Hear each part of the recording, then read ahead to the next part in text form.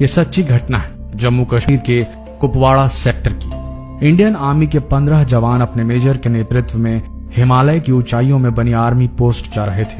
अगले 3 महीनों तक उन्हें ऐसी आर्मी पोस्ट में रहना था। सर्दी का मौसम था और बीच बीच में बर्फ पड़ने की वजह से कड़ाके की ठंड पड़ रही थी। इससे इन बर्फीले रास्तों पर सफर और भी मुश्किल हो गया था। सफर के बीच मेजर के मन में ख्याल आया, काश एक कप चाय मिल जाती तो बड़ी राहत होती। लेकिन वो काश कह के रह गए, क्योंकि यह देर रात का समय था और इतनी ठंड में कौन दुकान खोलेगा। 1 घंटे ऐसे ही पैदल चलने के बाद ये काफिला सुनसान में बनी छोटी सी दुकान के पास रुका, जो कि चाय की दुकान लग रही थी। दुकान पर ताला पड़ा हुआ था। मेजर ने कहा, जवानों, चाय तो किस्मत में नहीं, थोड़ा आराम कर लो यहाँ पर। सेना की इस टुकड़ी ने करीब 3 घंटे पहले सफर शुरू किया था। उन्हीं में से एक जवान बोला, सर ये चाय की दुकान है, हम चाय बना सकते हैं, बस ये ताला तोड़ना होगा। आर्मी मेजर सोच में पड़ गए। ये तरीका तो गलत था, लेकिन ठंड में थके सेना के जवानों को 1 कप से बड़ी सहायता मिलती, ये सोचकर उन्हें हाँ कह दिया। किस्मत तो उनकी साथ थी। दुकान में चाय बनाने का सब सामान और बिस्कुट के कुछ पैकेट भी थे। फटाफट गर्म चाय बनी। चाय बिस्कुट से तरोताजा होकर आर्मी के जवान आगे बढ़ने को तैयार थे।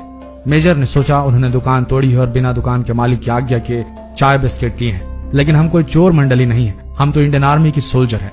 मेजर ने 1000 रुपए पर्स से निकाले और दुकान के काउंटर पर एक डिब्बे से दबा कर रख दिए, ताकि चाय वाले को सुबह आने पर आसानी से मिल जाए। मेजर अब इस दुख से आजाद हुए कि उन्होंने गलत किया। उन्होंने दुकान के दरवाजे बंद कर आगे बढ़ने का आदेश दिया। 3 महीने का समय बीता।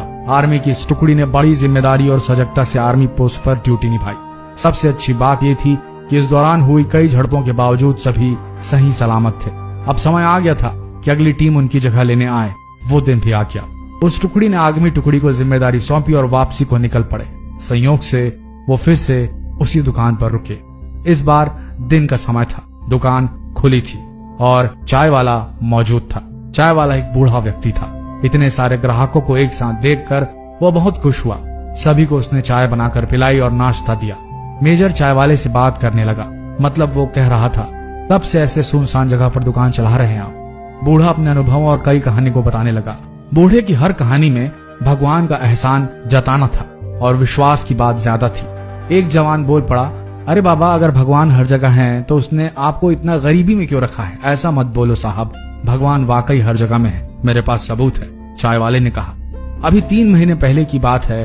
बड़ा बुरा समय चल रहा था। मेरे इकलौते बेटे को आतंकवादियों ने कुछ जानकारी पता करने के लिए बुरी तरह से मारा था। ऐसी जानकारी जो उसे पता ही नहीं थी। मुझे दुकान बंद करके लड़के को अस्पताल में भर्ती करना पड़ा। दुकान कई दिन तक बंद रही और उधर दवाइयों, इलाज के खर्चे के लिए मेरे पास पैसे खत्म हो गए थे। आतंकवादी के डर से लोग भी मुझे उधार देने से बच रहे थे। मैं बड़ा निराश हो गया था और कोई उम्मीद भी नहीं थी। साहब, उस दिन मैंने भगवान को याद किया और मदद के लिए प्रार्थना की, और वाकई भगवान उस दिन मेरे दुकान पर आए। अगले दिन सुबह जब मैं दुकान पर लौटा तो क्या दिखता हूँ कि दुकान का ताला टूटा पड़ा है। मेरी तो सांसें ही रुक गई। लगा कि सब खत्म हो गया। जो थोड़ा बहुत था वो भी चला गया।